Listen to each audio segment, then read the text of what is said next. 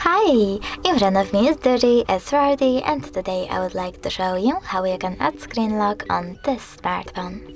Firstly, open Settings. Then you need to scroll down, select Security and Location, then tap on Screen Lock and pick one of those login methods. Swipe pattern, PIN or password. I will go with pattern, so I have to tap on it and answer this question by clicking on yes or no. Now you need to enter your login method, tap next at the bottom right corner, repeat it and choose confirm. Over here select when your device is locked, how do you want the lock screen to display your notifications basically. I don't want any, so I will go with don't show notifications at all and tap done.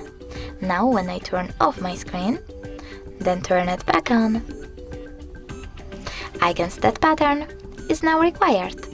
Thanks so much for watching. If you enjoyed this video, leave a like, comment and definitely subscribe. Bye!